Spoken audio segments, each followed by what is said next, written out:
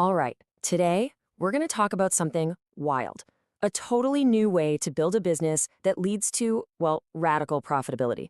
And trust me, this is the kind of model that's going to make you rethink everything you know about scaling. Okay, so let's just kick things off with this quote because it's a real bombshell. Stop hiring and start orchestrating if you want to hit an 8-figure exit with a skeleton crew.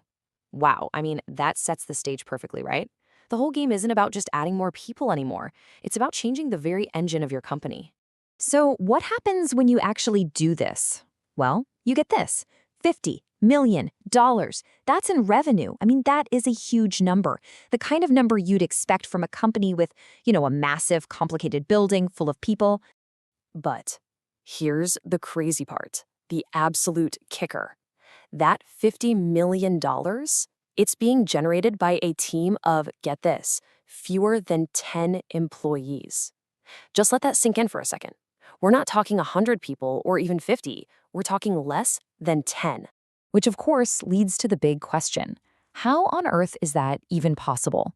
It feels like it breaks every rule in the business playbook. Well, that's exactly what we're going to break down today. We're going to look at the architecture, the blueprint that makes these insane numbers actually happen. So, first things first, to understand how this works, we have to talk about what doesn't work. And that starts with the death of those old school departmental silos. We're going to see why the traditional way of scaling a SaaS company just fails. So what's the core problem with the old way? It's what the source material calls the drag of human-heavy management layers. And you know exactly what this feels like, right? The endless sync meetings, the friction between marketing and engineering, the layers of management that just slow everything down. It's a system built for control, not for speed, and definitely not for efficiency. And this really lays it all out, side by side. Look at the left, the old model, human-heavy management, those sync meetings we all love to hate, and departments that don't talk to each other. Now look at the right, the agent-first model. We're talking agent-led orchestration, these things called recursive feedback loops, and a self-correcting mesh. It is a total paradigm shift. You're going from managing people to orchestrating intelligent systems. And what's the result? What's the payoff for making the switch? It's not just some tiny improvement. We are talking about a 10x output per team member. That's insane. You're not just doing more with less. You are literally achieving things that were impossible for a small team before. Okay, so how do you actually build this? Let's get into the core architecture that makes it all possible. It's called the sovereign workflow architecture, and it's the bedrock for building a truly autonomous company. So what in the world is a sovereign workflow? Well, think of it like this. It's a system where these autonomous agents, you can think of them as specialized AIs, are in charge of their own work, their own resources, and their own decisions. They don't need to run to a human manager for approval on every little thing. And that independence, that sovereignty, is what makes the whole middle management hierarchy just disappear. And the benefits? Oh man, they are huge. First off, you completely get rid of that middle management layer. Gone.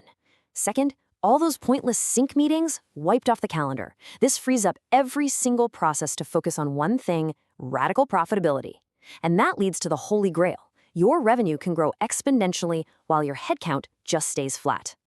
Okay, so we have the architecture down. But how does a company like this actually grow? Well, that brings us to the engine of it all, the engine of hypergrowth, the recursive feedback loop. The idea here is this self-correcting mesh of autonomous agents. It's like a neural network for your company. Imagine all these different AI specialists constantly talking to each other, learning from what's happening, and adapting together in real time. They're not stuck in different departments. They are all part of one single interconnected brain. Let's make this real with an example. So, step 1. An agent is analyzing how people are using the product. Step 2.